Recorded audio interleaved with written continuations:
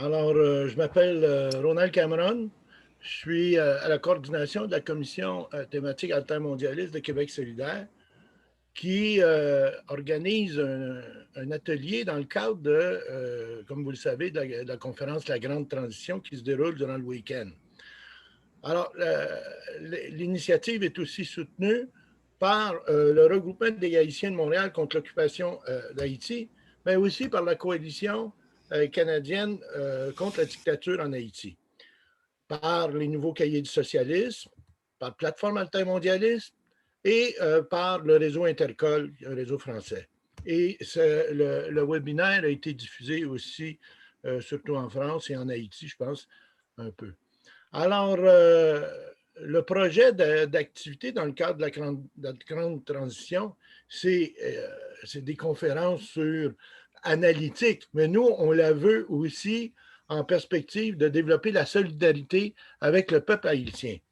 Alors, donc, c'est un webinaire qui va partir d'une lecture de la situation, va migrer vers la situation ici et ce qui se fait, entre autres, dans la communauté, mais auprès de la population. Et on va conclure avec l'action que Québec solidaire et la position que Québec solidaire va pouvoir va développer et a développé jusqu'à date. Donc, parmi les panélistes, on va entendre d'abord Camille Chalmer, économiste et sociologue, professeur à l'Université d'État d'Haïti, coordonnateur de la plateforme haïtienne de plaidoyer pour un développement alternatif et animateur du Forum mondial des alternatives. Ensuite, on va entendre Georges-Eddy Lucien, professeur d'histoire et de géographie urbaine à l'Université d'État d'Haïti. Tous les deux sont actuellement à Port-au-Prince.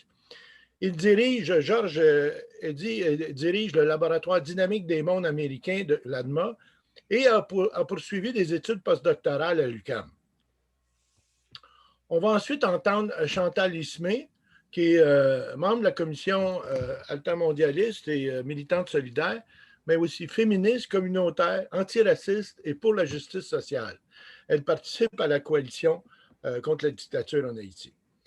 Alors, enfin, je m'appelle Ronald Cameron. Je vais animer en l'absence de Christine Cardin, qui est la responsable politique, qui est à l'étranger et le décalage était très grand. Alors, finalement, elle a préféré se réserver. Il est minuit pour elle actuellement, donc ce n'était pas très pratique. On va avoir des exposés d'environ une dizaine de minutes tout le monde. Ça va nous faire environ 3/4 d'heure de présentation.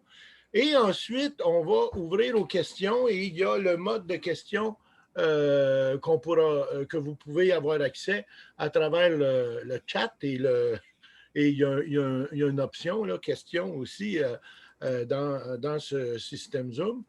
Mais aussi, il y aura possiblement des interventions sous réserve du temps qu'on va avoir. Alors, c'est un peu, grosso modo, le cadre de l'atelier, de la discussion, de l'échange qu'on va avoir maintenant. Alors, sans plus tarder, je vais donner la parole à Camille, qui va nous parler de Port-au-Prince sur la situation qu'il y a actuellement. Alors, vas-y, Camille. Bonsoir à tous et à toutes.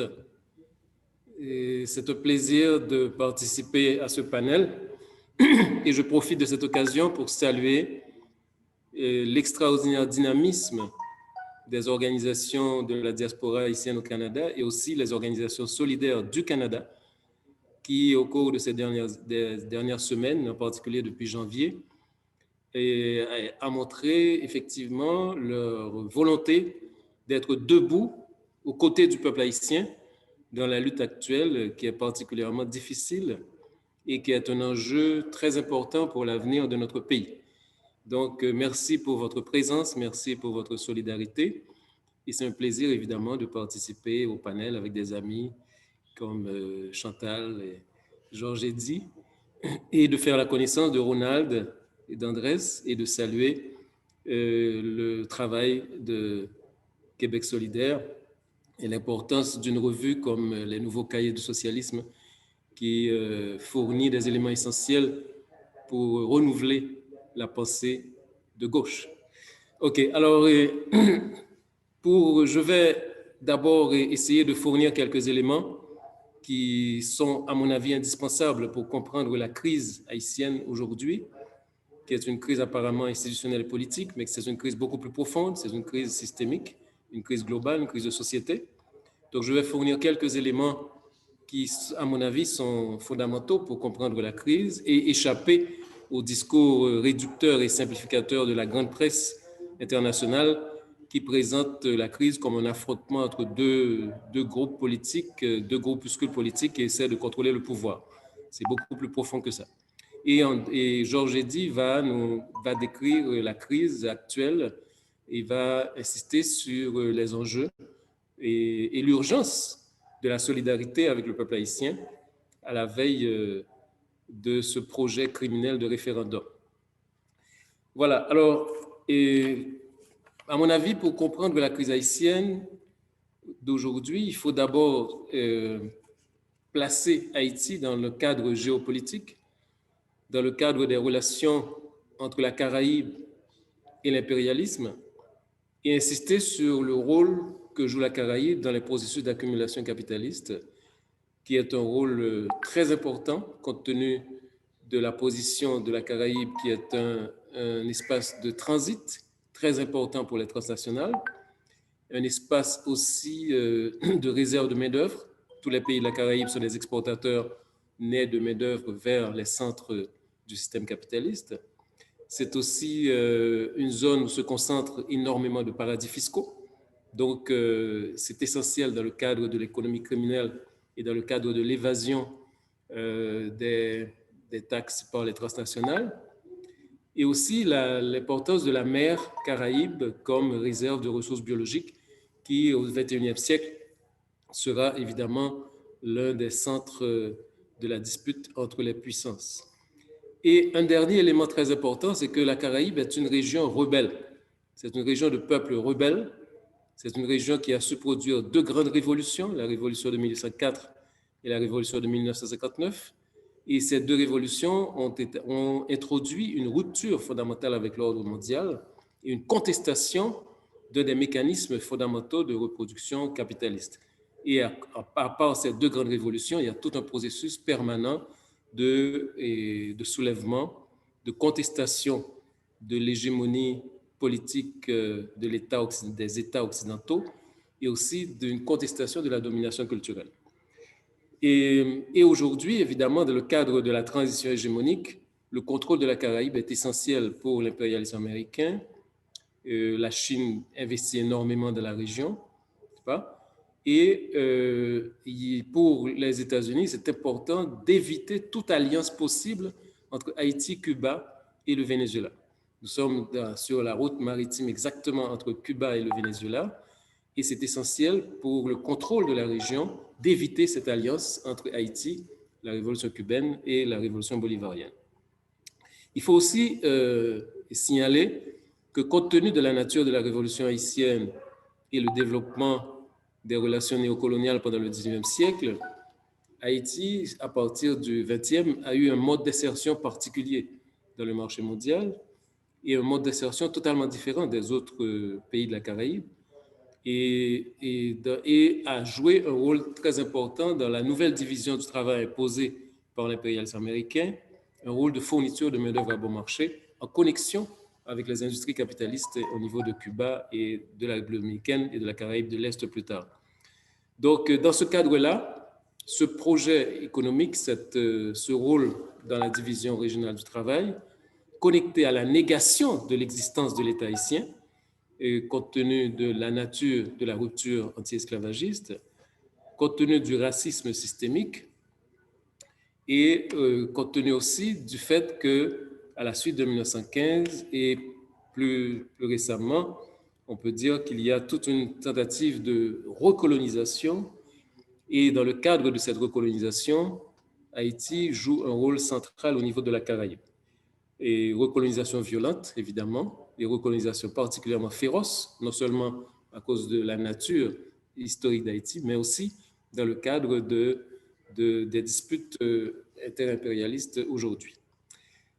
Troisième élément important, c'est la nature et la force des mouvements populaires de contestation qui ont surgi notamment depuis le milieu des années 80, depuis 83-84, de façon continue.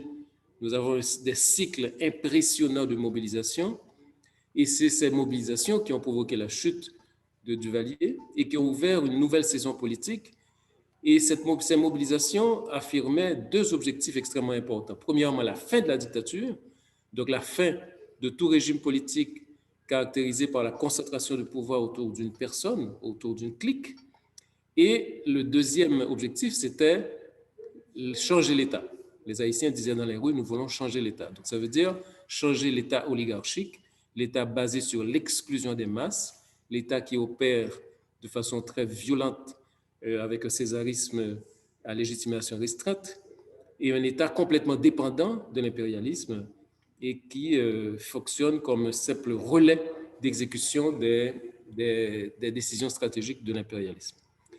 Et ce mouvement a continué sa lutte, sa résistance pendant toute la période de 86 à 2022, mais il y a une situation extrêmement importante, c'est que les différents gouvernements qui ont occupé les espaces de pouvoir pendant cette période n'ont jamais été à la hauteur des revendications du mouvement populaire.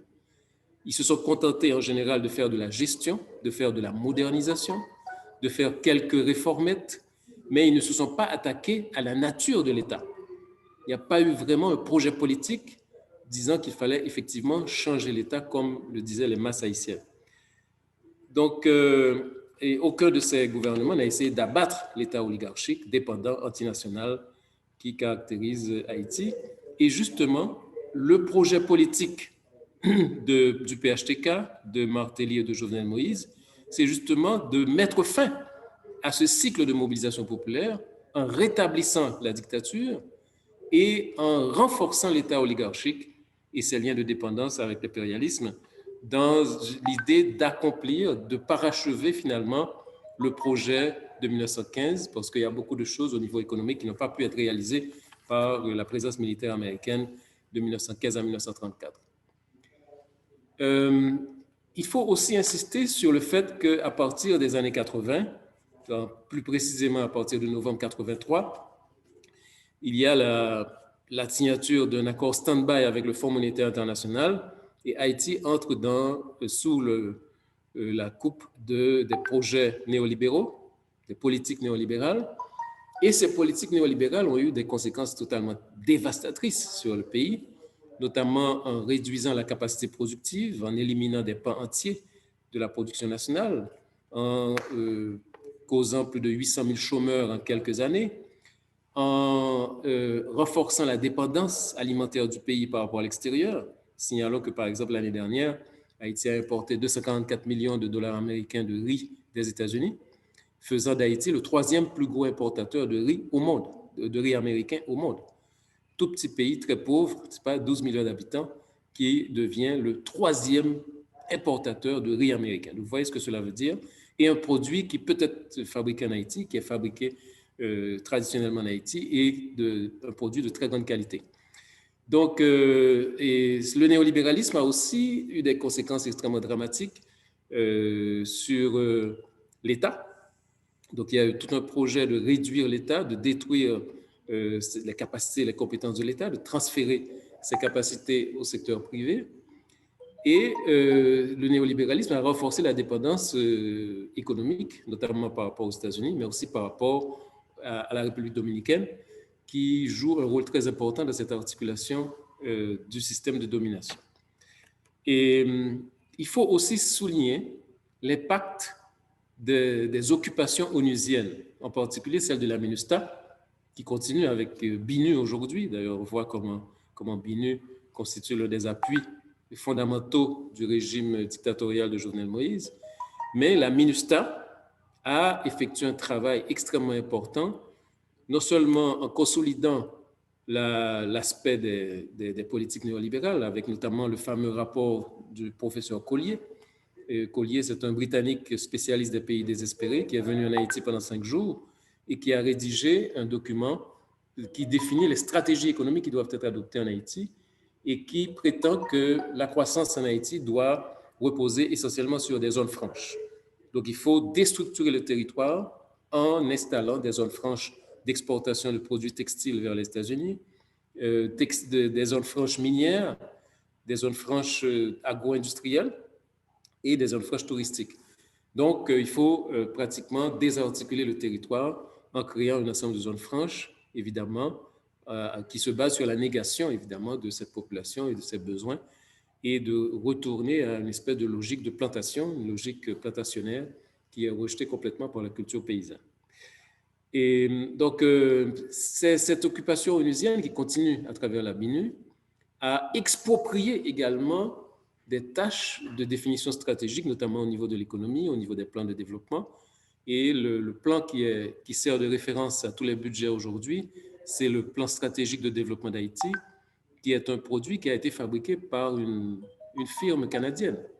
Donc, sans aucune participation, sans aucun débat réel au niveau de la population. En plus de cet impact, il faut souligner que les occupations onusiennes ont commis des crimes extrêmement importants, notamment contre les femmes, des dizaines de milliers de femmes victimes de viols, des dizaines de milliers d'enfants orphelins aujourd'hui parce que les soldats n'ont pas laissé leur adresse, pas? Et évidemment le crime du choléra, introduction du choléra à partir d'octobre 2010, qui a causé au moins 40 000 morts, infecté 800 000 personnes, et jusqu'à présent, il n'y a eu aucun processus digne de ce nom d'indemnisation.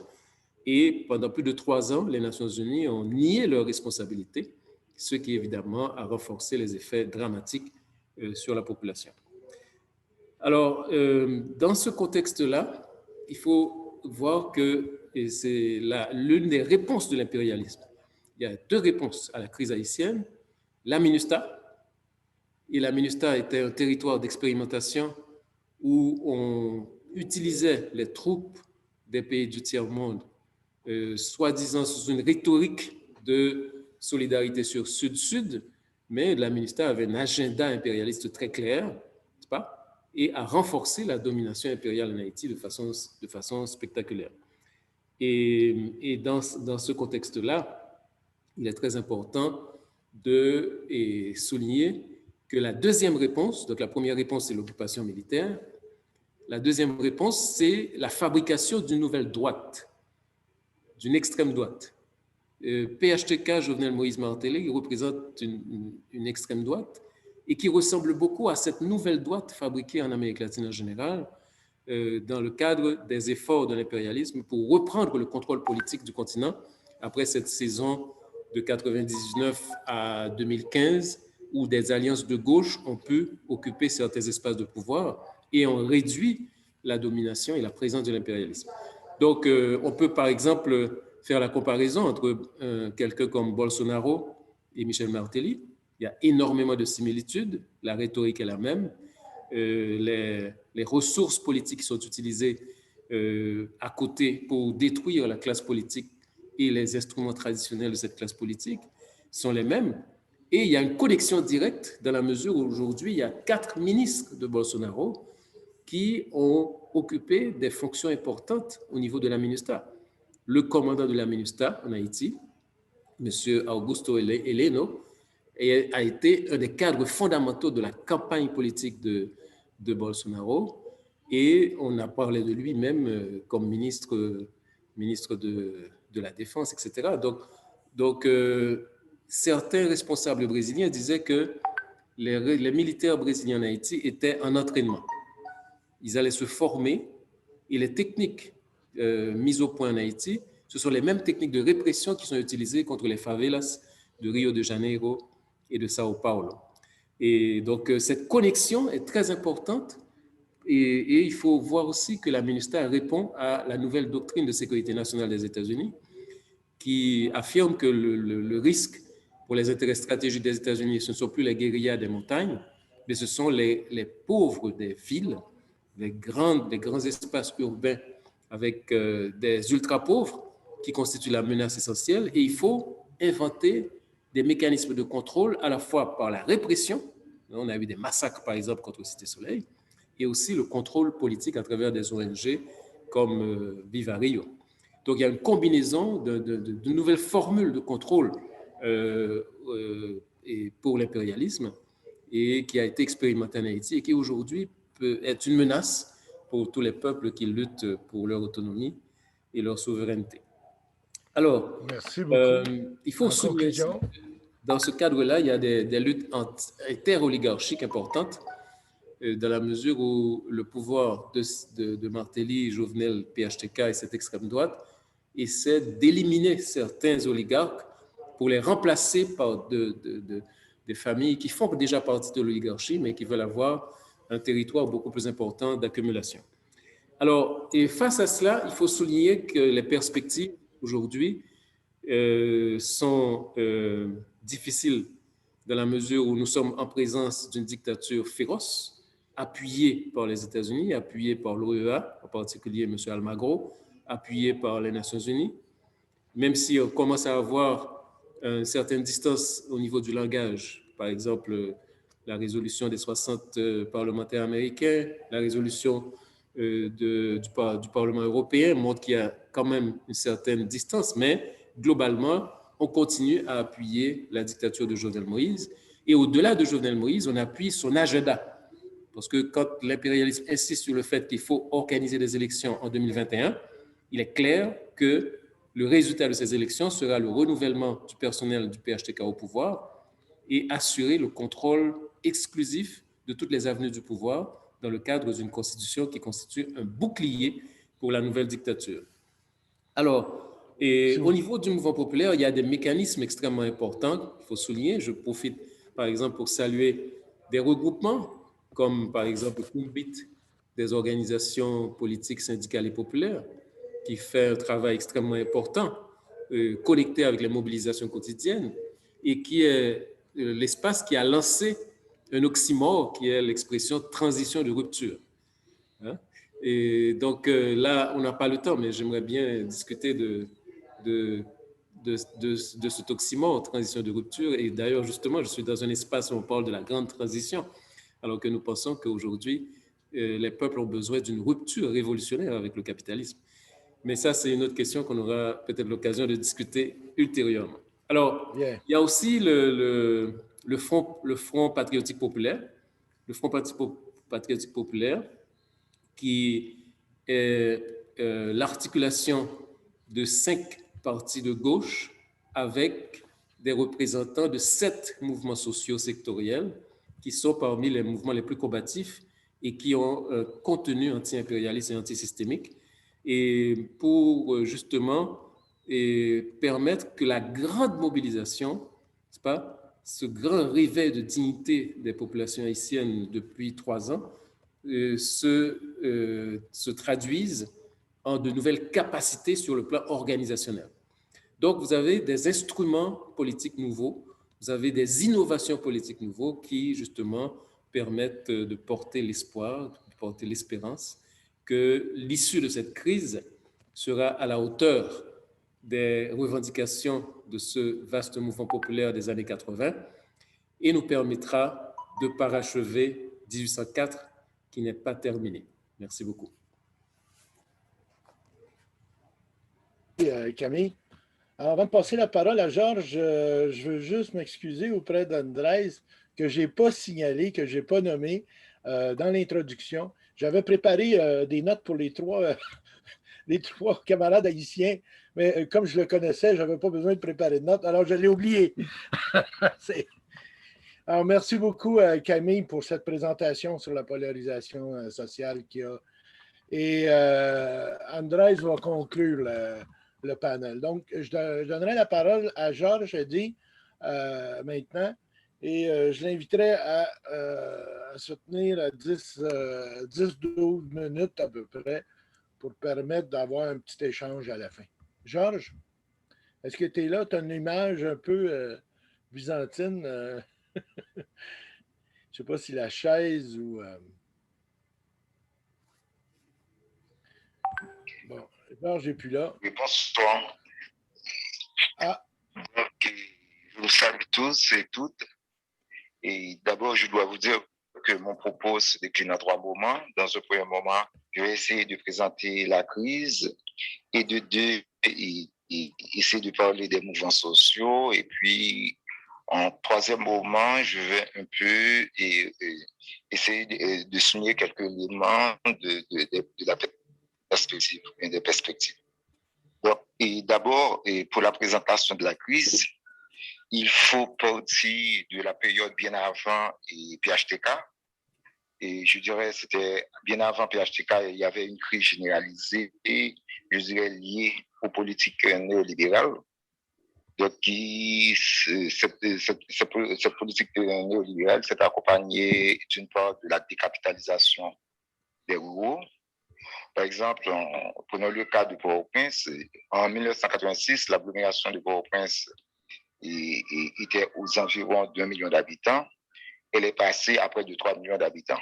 Donc, ceci dit, avec la décapitalisation qu'il y a eu avec les politiques néolibérales, il y a une migration vers les centres urbains, pas seulement vers Port-au-Prince, vers la ville comme vers Cap-Haïtien, vers les Cayes, vers les principales villes, je dirais Saint-Marc et d'autres villes.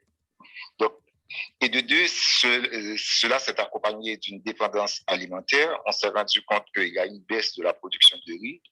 Et puis, donc, une grande partie du riz qu'on consomme en Haïti, pas seulement le riz, l'haricot et d'autres produits, donc viennent des pays étrangers. Donc, bien avant PHTK, il y a eu une crise, je dirais, généralisée. Il y a eu la privatisation, donc, c'est-à-dire surtout, il y a eu la privatisation de Téléco, privatisation d'autres institutions, et ça a donné comme à la clé, donc il y a eu une augmentation du chômage au niveau surtout de la classe moyenne. Et puis, à partir de PHTK, donc, on va avoir les crises, en tout cas la crise va se manifester d'une autre façon. Donc, on va réduire les espaces, je dirais les espaces de résistance, et notamment l'université, notamment les quartiers populaires, et également, je dirais, l'école qui était, surtout les lycées qui étaient un lieu de résistance. On va un peu pacifier ces secteurs. Je vais parler dans un second temps des mobilisations. Donc, il y a eu des mobilisations directes, je dirais, contre les directives internationales. Donc, on pourrait parler d'une période de 5 ans. Ça part de la période, je dirais, de 22 janvier 2016 à aujourd'hui, c'est-à-dire que près de 5 ans. Donc, le 22 janvier 2016, les masses populaires, particulièrement les masses urbaines, ont pris la rue pour dire non aux élections organisées par Congo. Depuis 22 janvier 2016 jusqu'à aujourd'hui, on a pu se rendre compte qu'il y a eu plusieurs mouvements.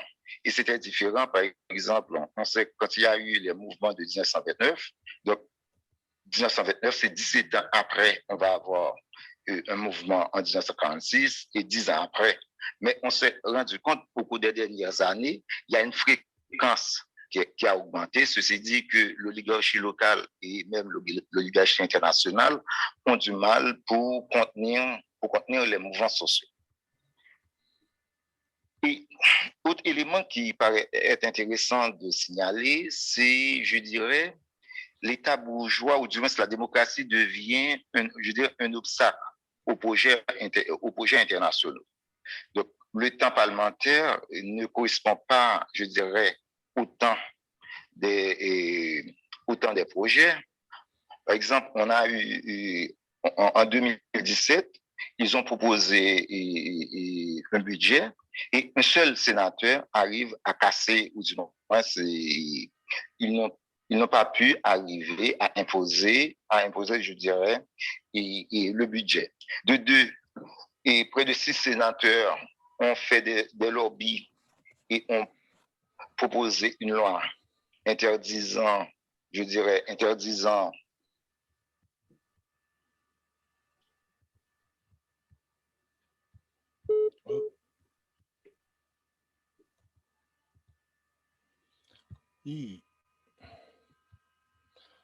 Je pense qu'on a perdu Georges. Alors,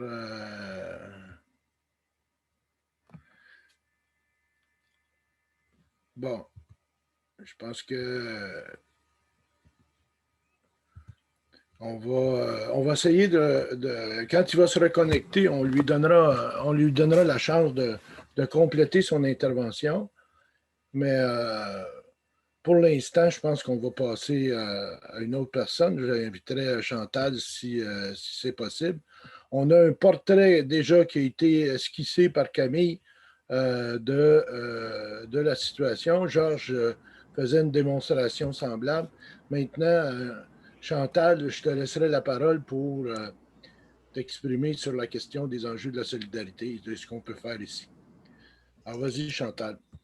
Alors, merci Ronald, merci de cette opportunité de parler de la nécessaire solidarité. Et j'en profite pour saluer mes deux camarades en Haïti, Camille et Georges. Et puis bon, je salue Ronald et puis je remercie tout le monde qui est là pour participer à ce débat. Donc, moi, je vais vraiment me tenir plus sur la diaspora, vu que c'est un sujet sur lequel on ne parle pas suffisamment, parce que c'est les impacts de cette crise sur la diaspora. Donc, cette présentation a pour objectif de mettre l'accent sur les impacts justement de la crise en Haïti sur la communauté montréalaise et les formes de lutte qu'elle suscite dans la diaspora. Donc, les 3 longues et dures années de crise que vit Haïti depuis 2018 affectent durement la population haïtienne, mais aussi la diaspora. Alors, je ne vais pas répéter le portrait de cette situation qu'a commencé à brosser mes camarades et que va terminer Georges dit qu'il avait commencé, une situation qui est caractérisée par la résistance populaire de la population, mais aussi des organisations populaires et dont les organisations de femmes, et la répression d'État, une crise économique aiguë, une paupérisation croissante des couches populaires et des classes moyennes. Donc, comprendre l'impact de cette situation-là sur la diaspora implique connaître les facteurs explicatifs de la dynamique migratoire haïtienne au Québec, qui vont teinter les formes de solidarité émergentes dans les situations de crise politique en Haïti. Donc, une dynamique intrinsèquement liée à la profonde déstructuration dont Camille a fait a démontré tout ça tantôt, d'une économie nationale impuissante à répondre aux besoins élémentaires de la majorité de la population à cause de plus de 40 années de politique néolibérale, à cause de l'instabilité politique structurelle et aujourd'hui l'insécurité exacerbée. Ainsi, la diasporisation haïtienne à Montréal relève de la détériorisation dans un premier temps de l'intelligentsia dans les années 60, puis d'une part croissante de la paysannerie et des travailleurs peu qualifiés dans les années 70-80 et d'une grande partie des classes moyennes d'Haïti dans les années subséquentes par vagues successives. La situation actuelle a vraiment un impact énorme sur la transnation constituée par la diaspora montréalaise, où vivent 81% de la communauté haïtienne au Canada, qui est estimée en 2016 à 93 485 personnes. Les couches précaires de cette communauté qui, malgré tout, soutiennent leurs proches en Haïti, sont les plus touchées, tant financièrement qu'émotionnellement. À titre anecdotique, un rapport de la Banque mondiale, de la Banque de la République d'Haïti, indique que la diaspora transfère environ 20 milliards de dollars états-uniens entre 2010 et 2019. Donc, pour comprendre quel poids que cela a sur cette diaspora. En fait, les jeunes de la deuxième et de la troisième génération n'en sont pas exempts. En plein dilemme identitaire, ils intériorisent un sentiment d'infériorité renforcé par l'image d'une Haïti mutilée en crise perpétuelle. D'une façon générale, la diaspora, très attachée à sa terre d'origine, ne peut pas retourner au pays à cause de la présence de gangs armés, de kidnapping en série, d'insécurité, de massacres et tout le reste. Elle vit en différé la peur et le stress des familles restées au pays. La vague des enlèvements, de plus en plus nombreux, une source de fonds inestimable pour le réseau des kidnappeurs, amène souvent la diaspora à porter une bonne partie du poids économique de cette industrie qui bafoue la dignité humaine, endeuille et surtout appauvrit les familles haïtiennes. Et les franges défavorisées de la communauté paient encore le plus lourd tribut de cette tragédie qui les décapitalise. Leurs proches vivent également dans les quartiers chauds où se font les massacres et ont moins d'agentivité pour payer les rançons, pour répondre aux exigences outrancières des bandits et espérer sauver la vie de leurs proches. Ces personnes font souvent de multiples jobbing et hypothèquent leurs maigres ressources. Les conséquences sont désastreuses pour ces familles. aux prises avec des enjeux déjà problématiques, comme le chômage ou les emplois précaires, la stigmatisation, la discrimination, le racisme dans la société d'accueil. L'affection des Haïtiens et des Haïtiennes vivant au Québec pour leur terre d'origine et les liens qu'ils tissent à différents niveaux avec les personnes qui vivent là-bas, les place au cœur de la solidarité et des réflexions sur les alternatives en Haïti. L'engagement de la diaspora prend différentes formes, dont le soutien économique et communautaire, notamment en période de catastrophe. Par exemple, quelques associations investissent dans la revitalisation de leur zone. Il y a le GRAN qui investit dans la modernisation, l'extension du réseau universitaire à l'intérieur du pays. Je prends 2 exemples comme ça, mais il y en a tout un foisonnement. Donc, cette implication s'effectue aussi, et c'est là aujourd'hui notre propos, et surtout à travers la mise sur pied d'organisations dont l'objectif est de soutenir, visibiliser, faciliter le dialogue intérieur et extérieur, ainsi que la synergie entre les différents acteurs et actrices du milieu de la solidarité internationale. À ce titre, la coalition haïtienne au Canada contre la dictature en Haïti a été mise sur pied pour mobiliser tant la communauté haïtienne que les Québécois et les Québécoises, et le Canada et les Canadiens et les Canadiennes.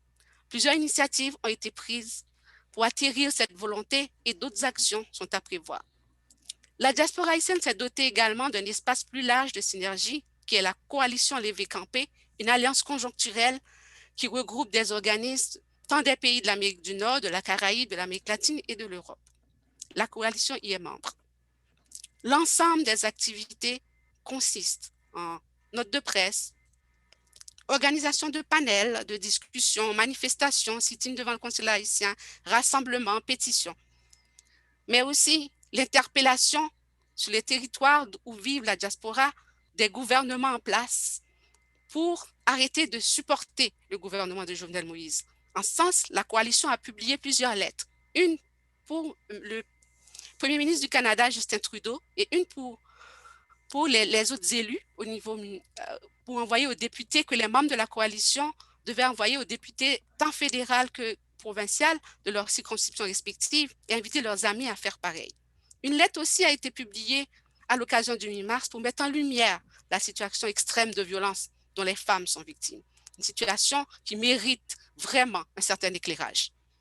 Toutes ces actions, même si elles n'arrivent pas à mobiliser la masse des travailleurs et des travailleuses et des cadres, ont un impact particulièrement visible sur les médias sociaux.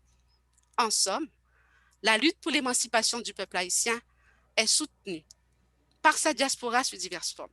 Toutefois, il faut reconnaître les limites de ces supports qui sont intimement liés au mouvement de résistance à l'intérieur du pays dont ils font écho. Ainsi, dès qu'il y a un refus apparent des mouvements sociaux évoluant à travers le pays, on constate un certain ralentissement des dispositifs de lutte de la diaspora. La distance avec le terrain, le double combat en société d'accueil et pour le pays d'origine amène parfois son lot d'essoufflement. La diaspora montréalaise hétérogène est aussi un microcosme de la réalité haïtienne et est donc traversée par les différents déchirements et en cours sur la scène politique haïtienne. Il y a également des difficultés liées à la nature même de la crise, la désinformation systématique et l'instrumentalisation par le pouvoir du désir légitime de la diaspora d'être partie prenante de la chose publique en Haïti en faisant miroiter une plus grande opportunité d'y jouer un rôle. L'inaccès à des reportages fiables et non biaisés de la grande presse québécoise. La faiblesse des liens organiques entre les organisations à l'intérieur et à l'extérieur. La faible présence des milieux associatifs et communautaires dans l'espace de débat politique. Tous ces paramètres rendent plus difficile la mobilisation de la communauté et constituent autant d'enjeux et de défis à prendre en compte dans les mécanismes de solidarité. Aujourd'hui, des liens de solidarité se tissent un peu partout dans la diaspora, au Canada, en Europe, aux États-Unis, en Amérique latine, aux Antilles. Toutefois, la solidarité nécessaire pour appuyer et supporter la lutte d'émancipation du peuple haïtien ne peut être uniquement l'affaire de la communauté haïtienne. Pour être efficace, il faut des synergies, tisser des alliances plus fortes entre les organisations et associations progressistes, québécoises, canadiennes et les organisations de la communauté. Comme cela commence déjà d'ailleurs à se faire, mais il faut les amplifier et les structurer. Voici quelques pistes de réflexion à prendre en considération. Faire un travail d'éducation politique et de sensibilisation au sein de la diaspora. Un travail visant les Haïtiens en général, y compris les jeunes nés à l'extérieur. Construire des liens de solidarité entre la diaspora et les organisations progressistes qui luttent en Haïti. Cette solidarité doit être construite sur le long terme, non pas seulement de façon occasionnelle, c'est-à-dire qu'elle doit se baser sur une vision politique et idéologique de l'avenir du pays. Développer des liens de solidarité avec les groupes progressistes québécois et canadiens, tant des organisations politiques de gauche que des organisations féministes et antiracistes, des alliances non conjoncturelles également, car la lutte sera longue, parce que c'est une première phase de cette lutte, se débarrasser de Jovenel Moïse, arrêter ce référendum anticonstitutionnel, mais par suite, il y aura la construction de cette nouvelle Haïti dont on parle. Donc, cette solidarité doit se maintenir. Construire une solidarité sud-sud des différentes diasporas, Colombie, Palestine, Philippines, Inde, pour ne citer que cela. L'objectif est de réaffirmer que les luttes des peuples opprimés des pays dominés se rejoignent. Camille l'a mentionné tantôt. Comment tout ça s'est imbriqué, comment la MINUSTAH a été utilisée, Haïti a été utilisé par la MINUSTAH comme un terrain d'expérimentation. Comment on nous envoie des soldats colombiens, on voit ce qu'ils font chez eux pour venir former la police nationale actuellement pour pouvoir faire face aux gangs. Donc, on voit une imbrication aussi. S'il doit y avoir une imbrication au niveau de l'oligarchie, ben nous, les peuples opprimés, il est nécessaire de comprendre que notre lutte est une. Construire la solidarité sud-sud, je viens de dire, organiser dès que l'occasion se présente des activités, des manifestations en vue de dénoncer les répressions que subit le peuple haïtien. Soutenir la communauté haïtienne dans cette démarche pour briser le silence mortifère des médias et changer le narratif sur Haïti. Vous avez accès aux médias. Il faut nous permettre justement que cet éclairage biaisé qu'il y a sur Haïti, que cela suffit. Il faut vraiment travailler pour cela. Continuer à faire pression sur les différents paliers gouvernementaux, tant provincial que fédéral, pour suspendre leur support au gouvernement illégal et de facto et leur demander de respecter la volonté du peuple haïtien pour son autodétermination.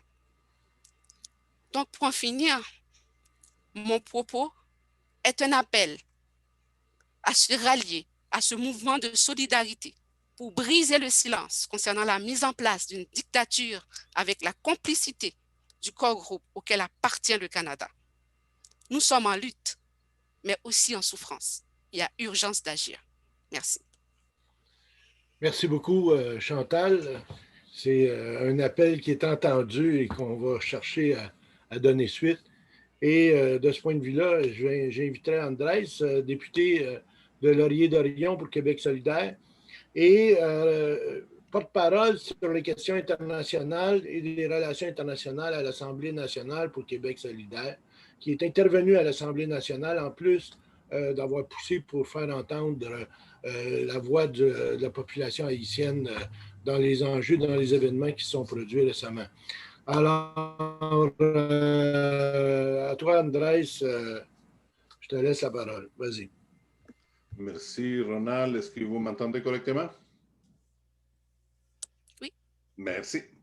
Donc, bonjour, messieurs, dames. C'est avec un grand plaisir que je participe aujourd'hui à ce panel qui porte sur la situation en Haïti et surtout, en ce qui me concerne, sur la solidarité internationale envers les peuples haïtiens et les conséquences peut-être de la situation en Haïti sur le Québec concrètement.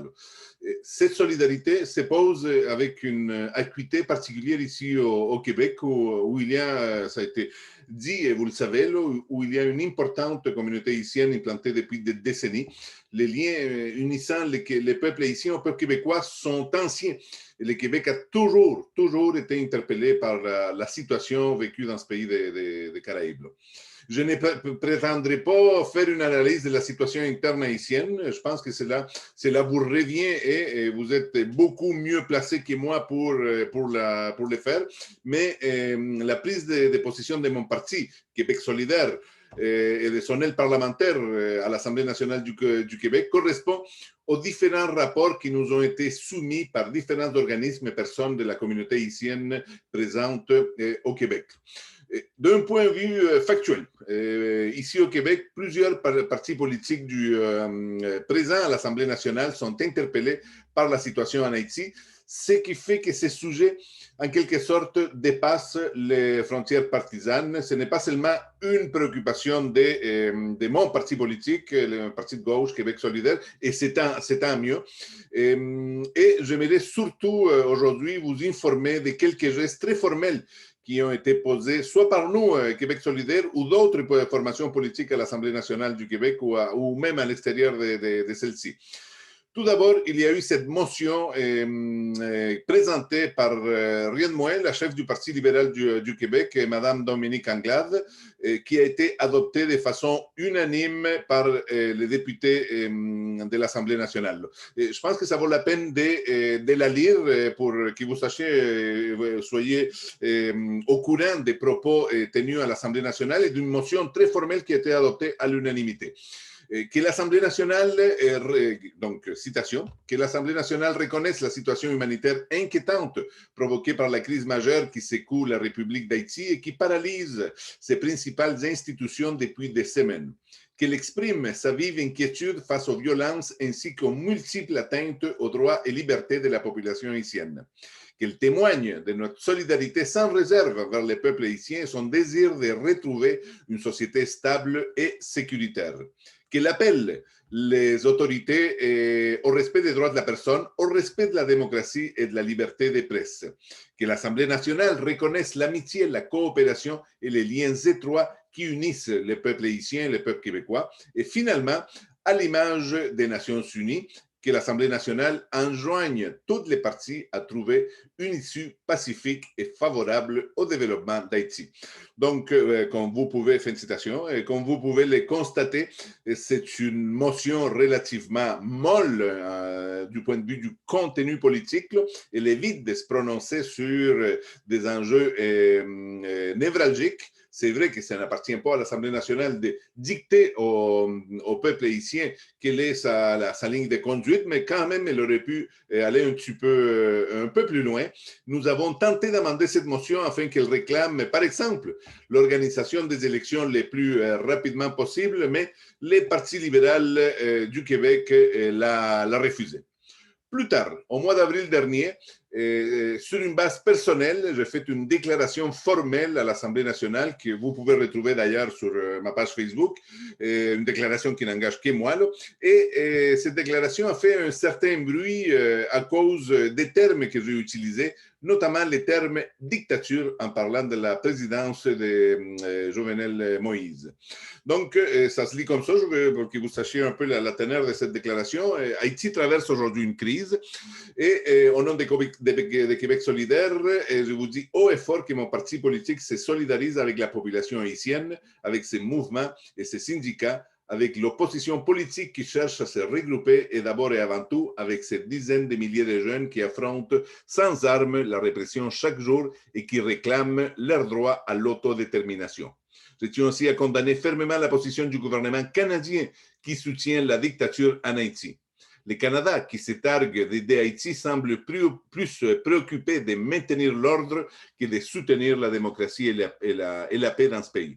En tant que membre éminent du core group avec les États-Unis, le Canada perpétue sa politique d'interférer dans le mauvais sens en Haïti.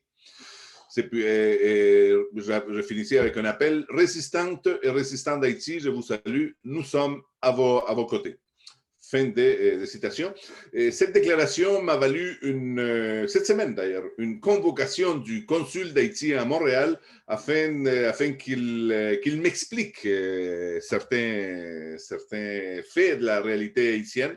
Par exemple, il m'a affirmé qu'il n'y a pas de dictature en Haïti, que le gouvernement est tout à fait légitime, issu d'élections libres et démocratiques, que les libertés démocratiques sont respectées, qu'il n'y a pas de prisonniers politiques en Haïti, que les bandes armées n'ont aucun lien avec les gouvernements et que celle-ci, bon, c'est la même chose partout en Amérique latine, hein, c'est une fatalité, on dirait, les bandes armées, et que les blocages politiques, selon lui, ce qu'il m'a expliqué, est dû avant tout au refus de l'opposition de discuter des offres du président Moïse.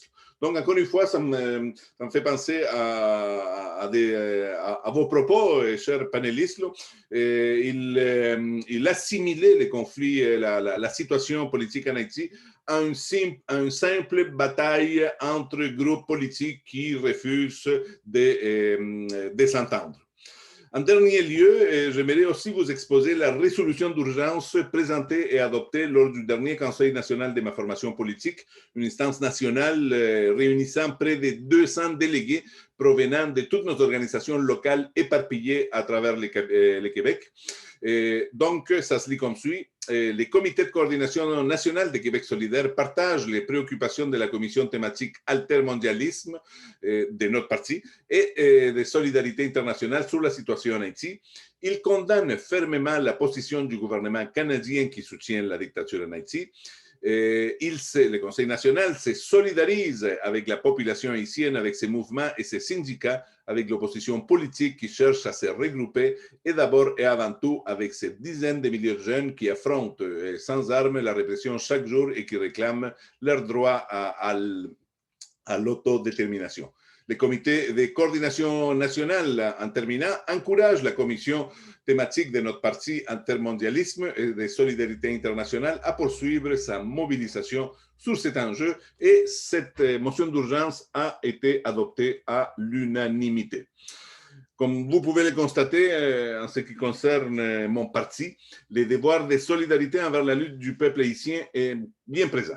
Cela témoigne de notre engagement envers ce peuple et avec les forces progressistes de la diaspora haïtienne vivant ici au Québec.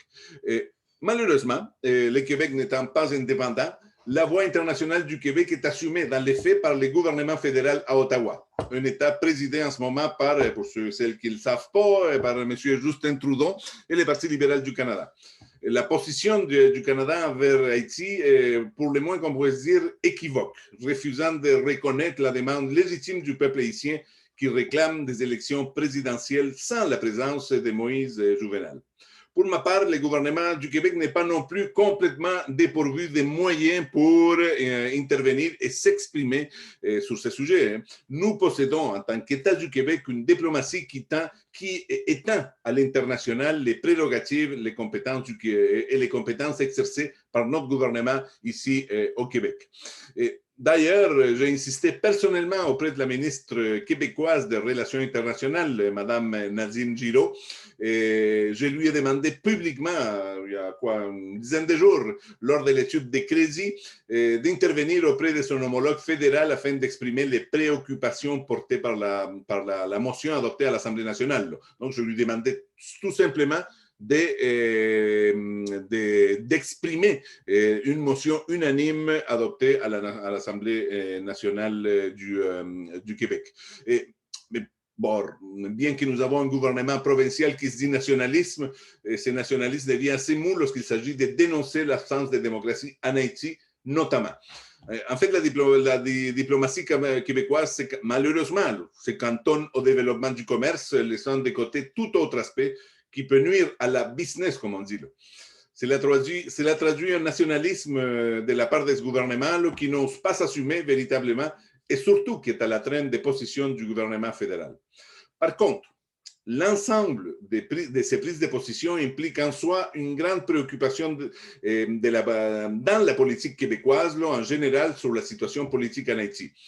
Et cette préoccupation, pour qu'elle se maintienne en vie, doit, selon moi, s'appuyer sur une mobilisation de la communauté haïtienne au Québec, parce que pour moi, c'est la mobilisation de cette communauté qui constitue sur les socles sur lesquels des partis politiques comme Québec solidaire, par exemple, peuvent aller plus loin et poser des gestes qui constituent autant de jalons dans la solidarité envers le peuple haïtien. Et j'aimerais terminer en soulignant quand même les conséquences de la situation en Haïti sur le Québec, très concrètement, de façon générale. Et je nomme ici plus précisément l'arrivée d'un nombre assez substantiel de réfugiés qui viennent demander protection au Canada et qui sont arrivés au Canada, vous savez, qui est au bout du monde, mais qui ont traversé des fois plusieurs pays, y compris la dernière étape, c'est traverser les États-Unis. Et surtout, ça se produisait dans un... Donc, la situation politique haïtienne produit des réfugiés, des gens qui doivent chercher protection parce que s'ils restent au pays, leur vie pourrait être en péril. Et un des pays visés pour l'arrivée de ces réfugiés-là est évidemment les Québec et la dernière administration du tristement funeste président Trump qui a considérablement serré la vis envers les réfugiés, peu importe leur provenance, mais aussi beaucoup d'Haïti, a fait en sorte que beaucoup de gens, des gens qui vivaient aux États-Unis avec un statut migratoire précaire se sont retrouvés ici et ces personnes ont eu un rôle très important lors de la dernière pandémie parce qu'ils ont occupé beaucoup de postes dans le système de santé, des postes subalternes, mais qui sont essentiels pour le fonctionnement de notre système de santé. Et il y en a plusieurs qui ont contacté la COVID-19. Il y en a même qui sont décédés suite aux complications de la COVID-19. Donc, il y a beaucoup de gens au Québec, il y a une coalition d'ailleurs qui s'est formée qui demande la régularisation du statut de ces personnes-là comme un geste de gratitude envers tous les sacrifices qu'ils ont faits, non seulement à travailler directement dans le système de santé en contact avec la COVID-19, mais aussi qui ont travaillé dans des entrepôts, dans des abattoirs, dans toutes sortes de métiers qui ne pouvaient pas être, mis en télétravail et qui ont constitué l'ossature à travers laquelle le Québec a pu continuer à travailler. Malheureusement, le gouvernement décide de mettre de l'avant un programme de régularisation conséquent. Il a mis en place un programme tout à fait insuffisant. Mais juste pour vous dire que la situation en Haïti, inévitablement, a des conséquences sur le Québec et ne serait-ce qu'à ce titre-là, nous devons nous en préoccuper et exprimer notre position publiquement au gouvernement et aux forces progressistes, exprimer notre solidarité aux forces progressistes haïtiennes. Voilà, je m'arrête là. Merci beaucoup. Oui, merci beaucoup, Andrés. Je pense que c'était tout à fait approprié sur les enjeux de la solidarité et du travail qu'on doit faire ici. Je veux mentionner que Georges est en ligne. Juste auparavant, il y a quelqu'un qui mentionne qu'il n'y a pas de son. Il me semble que tout le monde entend les interventions. C'est ce que je comprends. Peut-être que, monsieur, vous pouvez vérifier la captation du son de votre côté. Mais bon, alors là, on avait Georges Eddy qui attendait depuis 5 ou 7 minutes et là, la ligne s'est perdue. Alors, à nouveau. Bon, on a 2 questions. Il nous reste une quinzaine de minutes. On a au moins 2 questions. Je vais en lire une sur la question de l'université. Puis ensuite, je vais demander à Camille de la commenter. On parle que l'Université d'État d'Haïti a joué un rôle fondamental dans les mobilisations par le passé. Actuellement, on a l'impression que l'Université d'État d'Haïti est absente des luttes populaires, quoiqu'il y a des gens de l'institution comme vous, comme Eddy et d'autres qui demeurent aux côtés des luttes populaires. Est-ce que votre compréhension, quelle est votre compréhension de la position actuelle de l'université dans le contexte? Alors, sachant que c'est l'une des rares institutions qui ne se positionne pas sur la fin du mandat de Jovenel Moïse, par exemple. Alors, c'est de Wagner Osna, un collègue à nous, qui est à l'Université d'Ottawa, qui travaille avec la commission. Alors, Camille, si tu veux dire quelques mots là-dessus, vas-y. Oui, c'est une préoccupation très juste parce qu'en Haïti, pendant tout le XXe siècle et le XXIe siècle, les étudiants universitaires, même parfois les collégiens et les organisations d'étudiants universitaires ont joué un rôle déterminant dans les luttes sociales, notamment dans la lutte contre l'occupation américaine, dans la lutte contre Duvalier, et ont été aussi parmi les principales victimes de la dictature des Duvalier. Et le mouvement des étudiants continue à être présent au niveau des mobilisations. Maintenant, ce mouvement n'a plus la même force qu'il avait dans la période 87-90, parce que justement, l'une des stratégies utilisées par les forces dominantes, ça a été de démanteler les organisations les plus combatives et de créer de fausses organisations plutôt corporatistes et qui ne portent pas ce genre de revendications. Donc là, on est en présence, disons que premièrement, les étudiants sont présents dans les rues. Il y a des organisations étudiantes qui continuent à manifester de la créativité malgré leur dispersion. Et comme le signale celui qui pose la question, nous pensons que c'est scandaleux le silence du rectorat de l'université sur la crise haïtienne actuelle. C'est un silence complice, en fait, qui est tout à fait inacceptable, et même des universités privées, par exemple l'université Quisqueya, à travers la chaire Louis-Joseph Janvier, s'est prononcé sur la crise, s'est prononcé sur la fin du mandat présidentiel de 7 février 2021.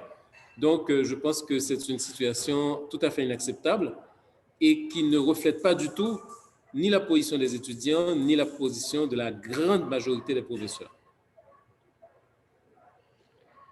Merci. J'ai plusieurs questions. Et c'est clair que la dynamique va déborder. Mais je pense que je vais en poser en cascade quelques-unes et je vais inviter les trois panélistes qui restent à répondre à leur tour de rôle. Et s'il y a un commentaire supplémentaire, on verra si c'est possible. Mais je vais vous décrire les questions très rapidement. Il y en a qui se recoupent. OK? Et ensuite, je vais faire un tour de parole de tout le monde. D'abord, il y a la question de l'opposition politique. Quels sont les partis politiques et leurs relations qui entretiennent avec les mouvements sociaux? Alors, dans la même dynamique, il y a une question, c'est Louise Constantin qui vient de poser ça. Là, il y a Pierre Baudet qui pose aussi la question des obstacles qui restent pour une plus grande convergence entre les partis progressistes et les mouvements sociaux. Donc, toute cette question-là, je pense que ça serait intéressant de vous entendre sur cette réalité-là. Ensuite, il y a une question de Noémie Bureau qui est intéressante. Ah non, mais auparavant, dans la même foulée, il y a peut-être une question, peut-être plus de caractérisation d'Alain Saint-Victor sur qu'est-ce qui fait la particularité de la dictature du PHTK et sa différence avec celle des Duvalier. Alors, je pense que c'est un autre ordre de question. Et comment, dans un contexte comme ça, vous pouvez voir la transition de rupture. Donc, c'est deux grands groupes de questions. Une question de Noémie Bureau civil et elle introduit quelqu'un qu'on connaît bien. Denis Coderre se présente pour les élections municipales alors qu'il a été complice du corps dans l'orientation du coup de 2004, lui qui persiste à mentir sur l'enlèvement d'Aristide et à s'autoproclamer comme un ami des Haïtiens. C'est vrai, et il va le faire sur la campagne. Alors, y a-t-il une brèche à saisir avec la candidature de Coderre pour investir les médias québécois afin de sensibiliser solidarité et l'avantage des Québécois face à l'ingérence canadienne mortifère en Haïti? Il est outrageant de voir quelqu'un comme Coderre faire partie de la course pour devenir un représentant de la démocratie au Québec, alors qu'il est le complice d'un acte totalement anticonstitutionnel. C'est peut-être une question plus pour Chantal de ce point de vue-là, sur la situation de la communauté et de la réalité politique ici au Québec. J'ai une question de plus que je veux mentionner. il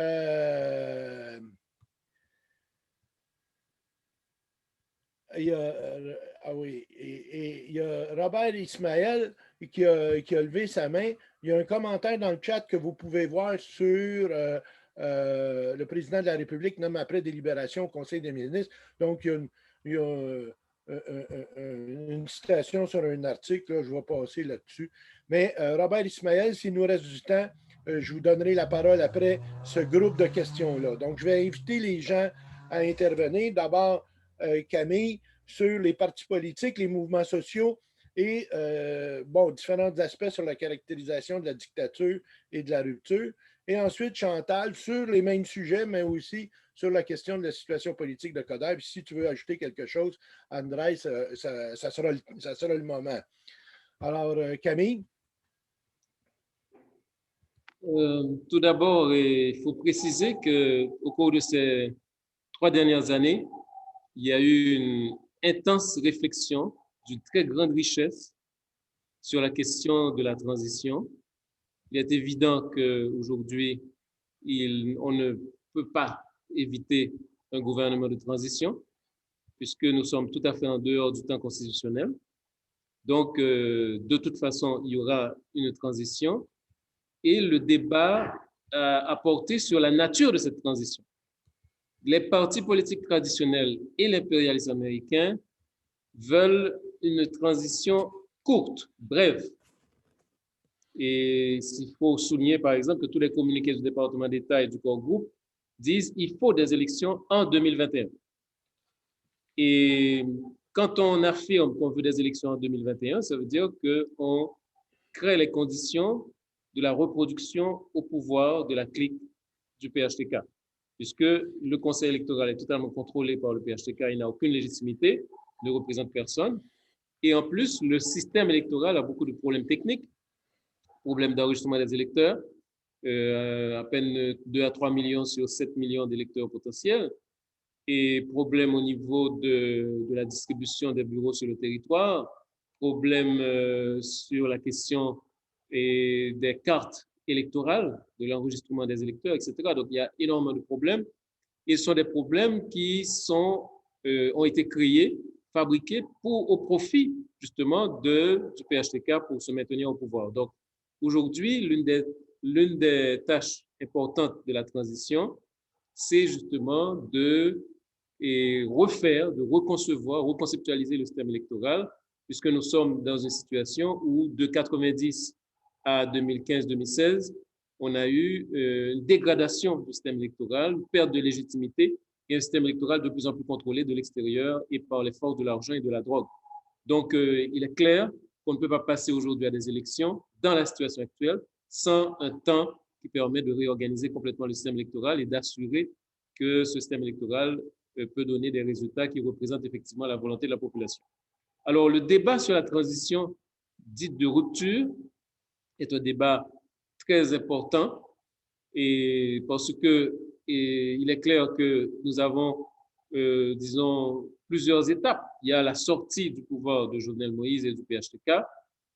Il y a le régime de transition qui doit offrir suffisamment de garanties pour que ce régime de transition ne soit pas contrôlé par l'extérieur, comme ça a été le cas lors de la transition de 2004, ou ne soit pas contrôlé par des forces oligarchiques, donc assurer des mécanismes de contrôle qui permettraient justement d'avoir une vigilance citoyenne et patriotique constante autour des décisions et autour de la feuille de route appliquée par la transition.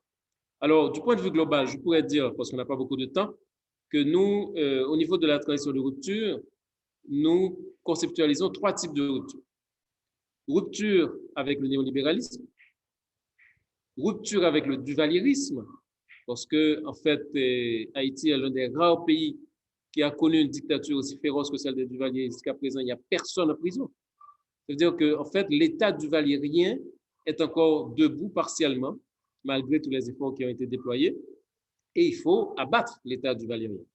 Et la 3e rupture fondamentale, c'est la rupture avec 1915. Ça veut dire une situation où nous sommes dans une tutelle politique, où nous sommes dans une situation de néocolonie, où les espaces stratégiques de décision sont contrôlés par les impérialistes, en particulier par le département d'État. Donc, 3 ruptures qui sont importantes, rupture avec le néolibéralisme, rupture avec le duvalierisme et rupture avec l'occupation et les différents mécanismes qui garantissent le contrôle et, disons, l'effacement de la souveraineté nationale et de la souveraineté populaire. Alors, la discussion a porté surtout sur qu'est-ce qu'on peut faire pendant la période de transition pour assurer qu'il y ait une accumulation de forces progressistes qui permettent de créer les conditions pour une véritable reconstruction nationale dans le sens des intérêts des couches majoritaires du pays. Donc, c'est ça l'enjeu fondamental. Et effectivement, il y a beaucoup de documents extrêmement intéressants qui ont été élaborés qui précisent d'abord une feuille de route et il y a un large consensus sur certains éléments, par exemple le procès Petro-Caribé sur la corruption pour effacer les conditions de reproduction d'un scandale de cette dimension, des procès sur les crimes de sang et les 10 massacres qui ont été perpétrés par le régime de Jovenel Moïse, la conférence nationale qui permet de créer un espace de réflexion pour des choix stratégiques sur les 50 prochaines années, la question économique, donc la question du salaire minimum, la question des conditions de travail et la question de répondre à des urgences, comme par exemple la faim, parce qu'aujourd'hui, il y a 2 fois plus de gens qui ont faim en Haïti que quand Jovenel Moïse est monté au pouvoir. Nous sommes passés de 2 millions de personnes, aujourd'hui 4,4 millions de personnes qui connaissent la faim tous les jours. Donc voilà, donc il y a un très large consensus autour de l'agenda, mais cet agenda doit être entouré d'un ensemble de mécanismes, de balises qui assurent le contrôle des décisions et le suivi de ces décisions pour s'assurer qu'il n'y ait pas une prise en main, une séquestration de la transition pour l'orienter finalement vers une absence de transition et une reproduction du statu quo. En fait, est-ce que c'est une transition qui débouche sur une rupture avec le système? La population parle de changer le système, n'est-ce pas? Ou bien est-ce que c'est une transition qui simplement fait un replâtrage et qui permet de repartir avec les mêmes coordonnées du système de domination?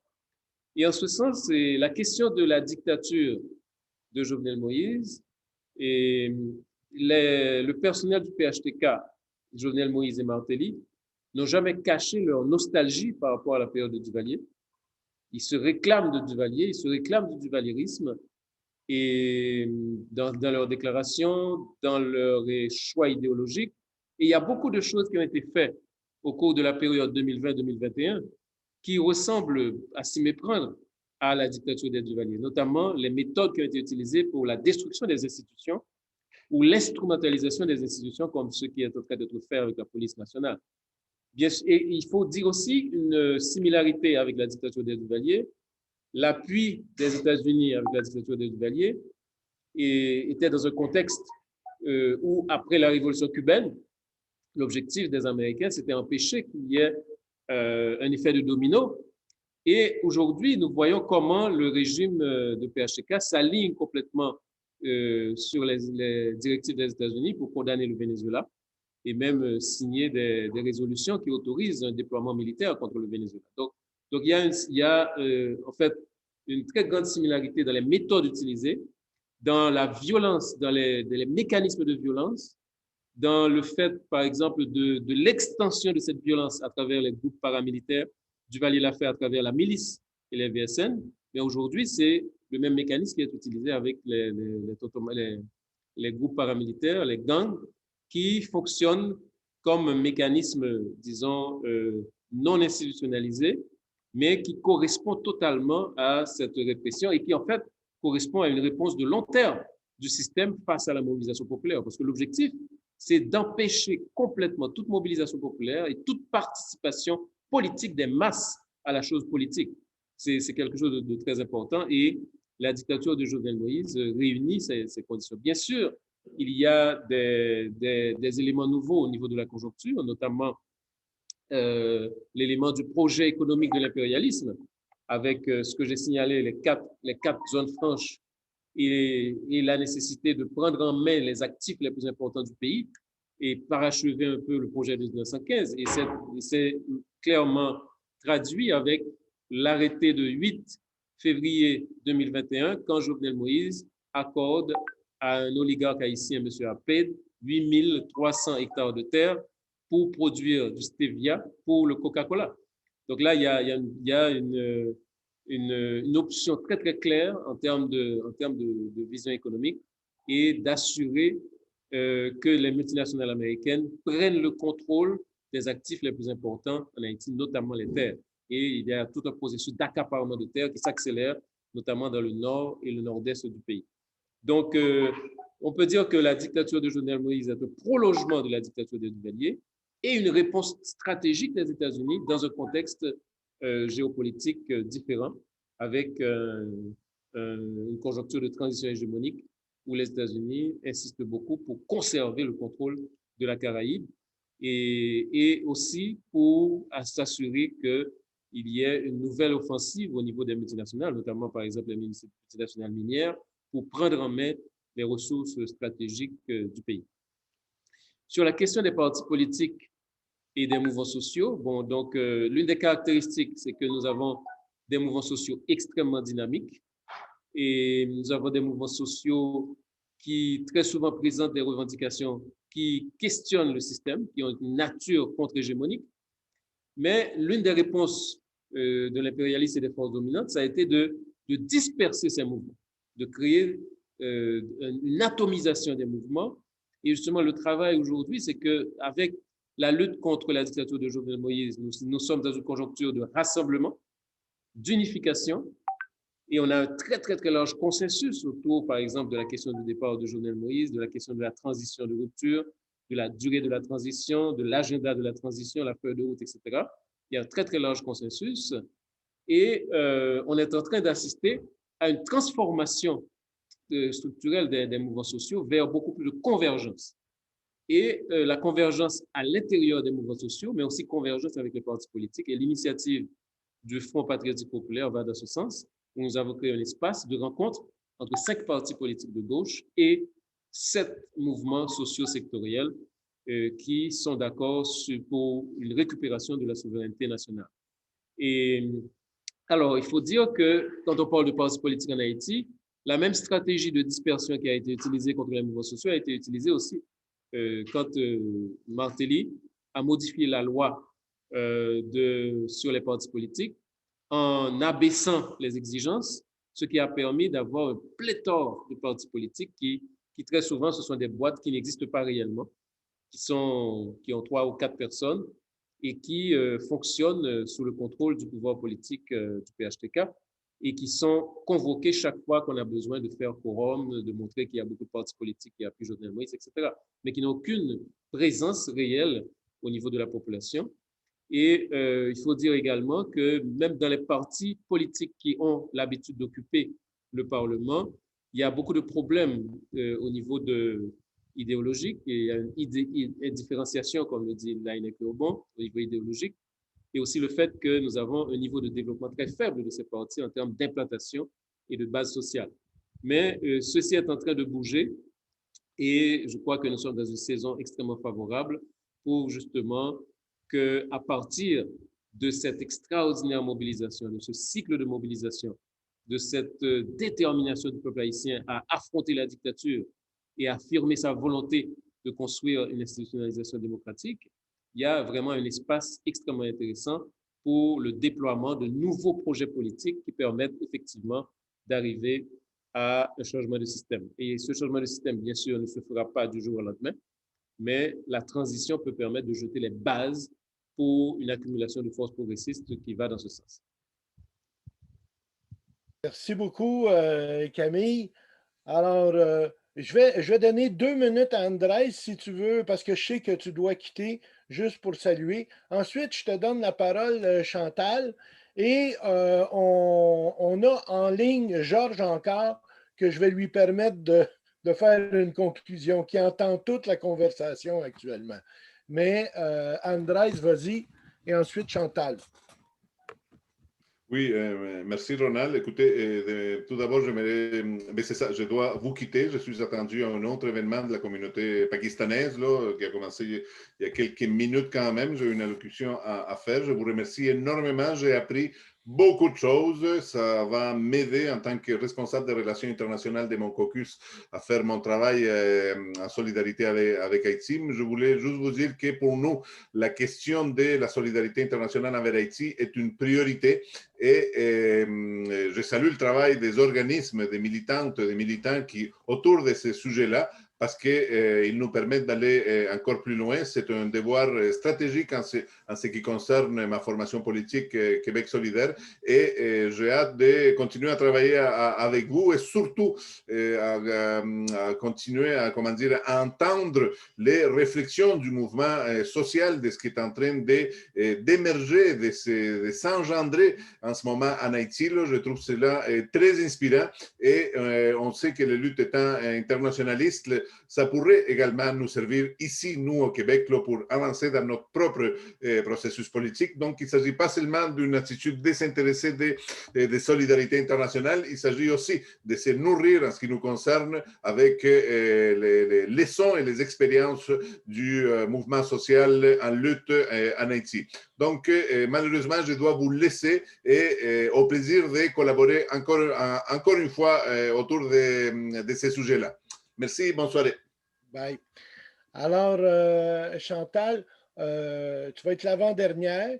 Il y a la question sur Coder, mais il y a une nouvelle question qui a été soulevée sur la question de la communauté haïtienne qui, peut-être, au niveau de la réponse à la mobilisation, je pose un problème. Est-ce que tu t'en as parlé déjà sur l'hétérogénéité politique, mais j'aimerais que tu puisses aborder ça. Ensuite, on va prendre l'intervention de Georges, mais je vous dis, on devait terminer 10-15 minutes, mais comme il n'y a pas d'autres activités, ben, on va permettre de conclure comme ça et de défoncer un peu le temps. Alors, Chantal. D'accord, merci.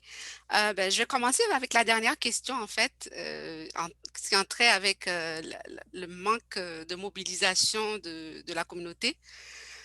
Je n'ai pas des réponses arrêtées, mais j'ai des hypothèses, j'ai des constats qu'on a fait dans le cadre de notre travail terrain ici à Montréal.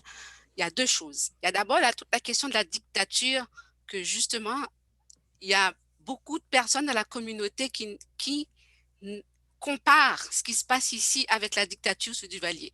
Donc, bien que ces personnes-là adhèrent au fait qu'il y a un problème en Haïti, que Jovenel Moïse est illégal et tout, mais ils ont une difficulté avec le mot de dictature pour qualifier le régime PHTK. Et ça, dans la discussion avec ces personnes, c'est comme quoi dans leur tête, dictature égale la période de Duvalier. Donc, ce n'est pas exactement la même chose, donc il n'y a pas de dictature. Donc, il y a toute une éducation. C'est pour ça que j'insistais sur la question de l'éducation populaire à faire auprès de la communauté pour expliquer qu'on est en 2021, les dictatures ne prennent pas tous les mêmes formes, dépendant de l'époque, de la période, et expliquer c'est quoi une dictature, en fait, quelles sont les caractéristiques d'une dictature. Donc, ça, c'est un travail vraiment à faire incessamment dans la communauté. Ça, c'est une première chose. Une deuxième chose, je pense qu'il y avait quand même un certain délaissement du terrain, justement, de l'éducation politique et populaire au niveau de la population. Donc, ce qui fait qu'il y a peut-être un petit reflux, un petit recul par rapport à ça. Troisièmement, j'ai aussi mentionné les difficultés. En fait, il y a une frange, j'ai dit, c'est un microscope de la réalité haïtienne, hein, la diaspora. Donc, il y a une partie des oligarques, de la bourgeoisie qui sont ici et qui ne sont certainement pas intéressés à se mêler à la mobilisation. Mais les couches défavorisées qui sont concrètement qui devraient normalement justement embarquer dans cette mobilisation, vivent, je l'ai mentionné, des conditions difficiles ici même au Québec. Chômage, etc. Donc, ils sont en train déjà de se battre pour leur propre survie. Alors, s'impliquer dans un autre combat, peut-être sous une forme de mobilisation où on se voit dans les rues, etc., c'est peut-être pas la forme que ça va prendre pour l'instant. Mais je crois qu'avec que si on continue à faire la mobilisation, on fait l'éducation populaire et politique et qu'il y a justement aussi que les organisations en Haïti viennent avoir cette conversation-là avec les gens des quartiers et populaires ici, ça va encore augmenter la conscience politique et faire en sorte que cette mobilisation-là au fur et à mesure, prennent place. Donc, c'est en gros ce que je dirais, parce qu'on n'a pas le temps de rentrer dans plein d'autres détails qu'on pourrait regarder, etc., par rapport à cette démobilisation. En ce qui a trait à Coder, bon, moi, j'adhère. Je pense que oui, on peut certainement prendre les médias pour dénoncer son implication dans ce qui se passe en Haïti, etc. Mais je pense que stratégiquement, pour l'instant, on a quand même quelque chose à aller. Il y a un narratif qui ne passe pas encore dans les médias ici. Et c'est la situation actuelle, ce qui se passe maintenant en Haïti. Ça n'arrive pas à passer dans les médias. Et je pense que ça devrait,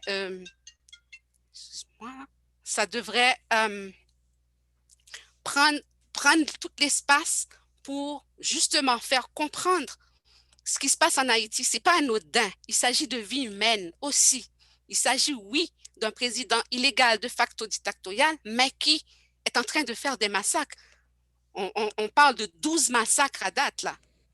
Et chaque massacre, c'est des quarantaines de personnes, des vingtaines de personnes qui meurent. Il s'agit de ça aussi. Il s'agit aussi d'une détérioration des conditions socio-économiques qui fait que les gens, comme il a dit, on a 2 fois plus de personnes en situation d'insécurité alimentaire. Donc, il y a des choses sérieuses à adresser maintenant. Oui, je suis tout à fait pour qu'on peut, dans la foulée de cette visibilisation, amener cette question de Coder, mais en termes stratégiques, je prioriserai ça pour l'instant. Et je voudrais profiter aussi pour... Camille a déjà bien adressé toutes les questions de la transition. Moi, je pense qu'il y a peut-être un élément que j'aimerais peut-être qu'on amener aussi, c'est la nécessité de refaire le système électoral pour qu'il y ait une participation réelle dans les élections, dans cette période de transition, un système électoral qui serait adapté à la réalité socio-économique de notre pays, qu'on arrête d'importer des modèles qui ne marchent pas pour notre pays. Ça, c'est quelque chose que j'aimerais ajouter. Et puis, elle a déjà dit que ce serait une transition qui se ferait dans un cadre d'un projet populaire, qui jetterait les bases pour adresser des problèmes vraiment structurels, comme l'amélioration de vie d'une manière générale. Ça, c'est important.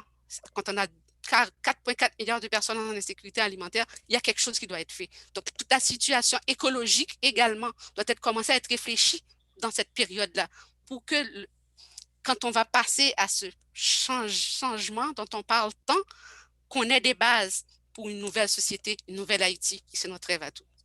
Merci. Merci. Merci beaucoup, Chantal. Et là, maintenant, place à Georges Eddy, qui va intervenir, et je lui demande d'intervenir assez brièvement, quelques minutes, notamment sur le rapport parti et mouvements sociaux en lien avec le processus de recomposition et le développement d'une alternative. Georges est venu à peu près, ça a été coupé au moins 3 fois. Alors là, on ne le perd pas. Vas-y, Georges.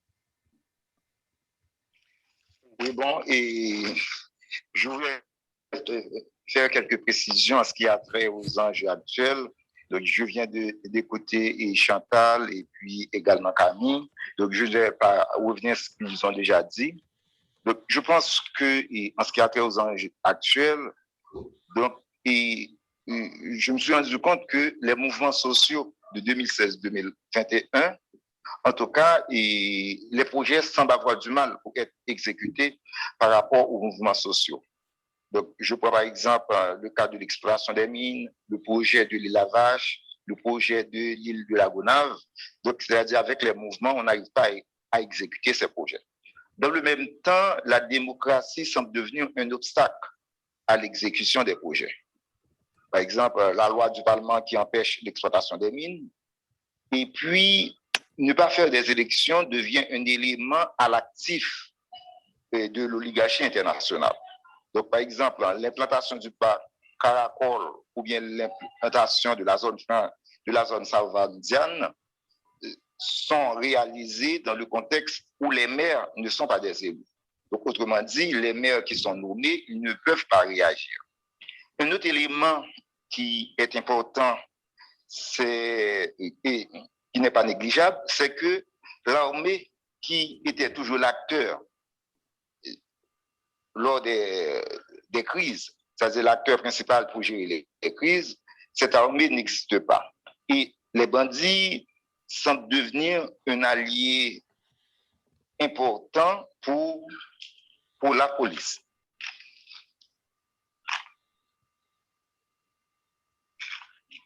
Dans ce cadre, je dirais que les oligarchies locales et internationales, pour faire face aux mouvements sociaux, semblent opter pour la répression, c'est-à-dire en vue de contenir les mouvements sociaux. Donc, on peut citer les différents massacres, les arrestations, tout ça. Et puis, autrement dit, elles ont opté pour la dictature. La dictature devient, je dirais, un élément nécessaire pour éliminer les intermédiaires. Par exemple, pour limiter le pouvoir judiciaire, limiter le pouvoir de la Cour de cassation, qui est une instance de contrôle. Donc, un autre élément qui me paraît important, un enjeu important actuel, c'est l'enjeu de la mobilisation.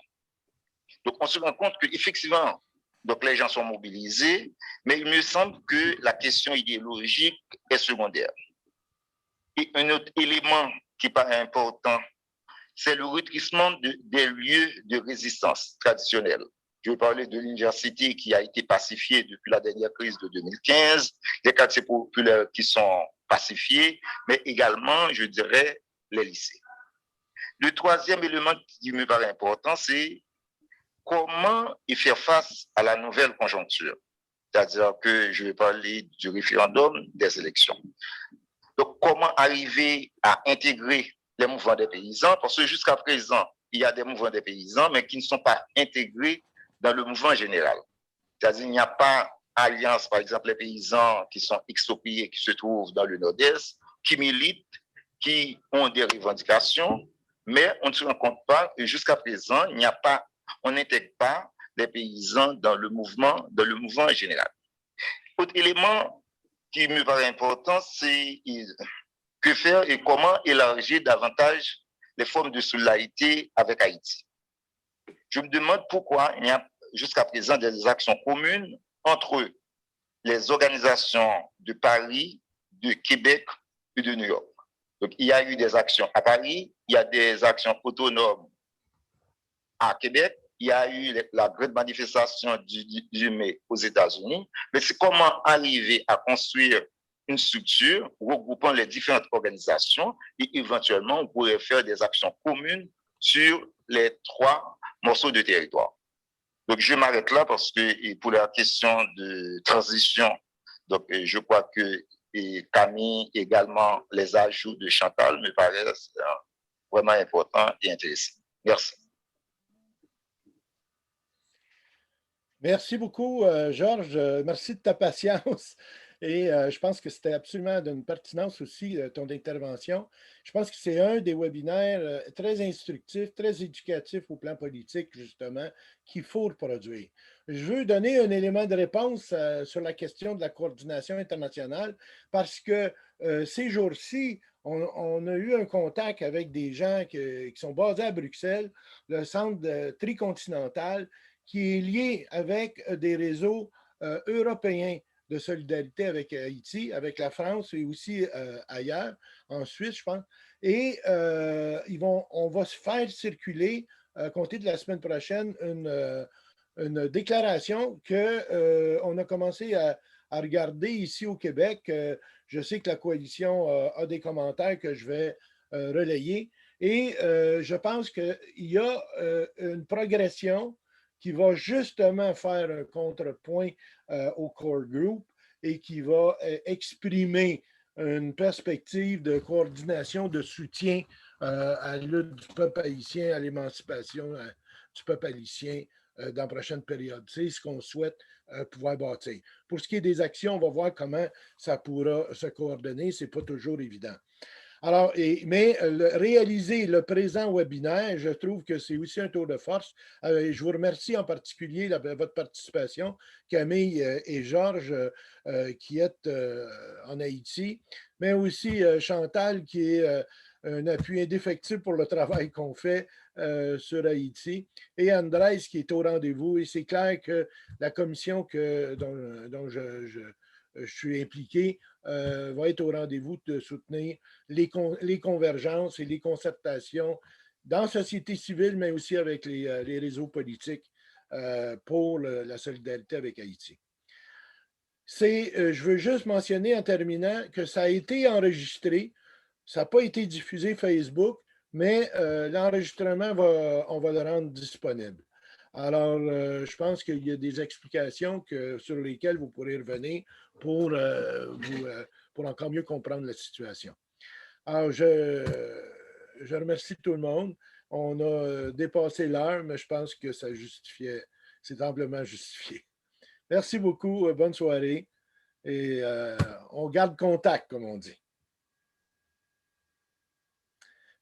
Et je veux remercier peut-être, la dernière chose que j'ai oublié, Paolo Mirelli, qui était qui a gardé au chaud Georges Eddy jusqu'à la fin, parce qu'il l'a perdu 3 fois et qui a fait un travail extraordinaire. Je remercie la Grande Transition de son appui pour ce webinaire. Merci à tout le monde. Bonsoir. Merci à vous. Bonsoir. Bonsoir.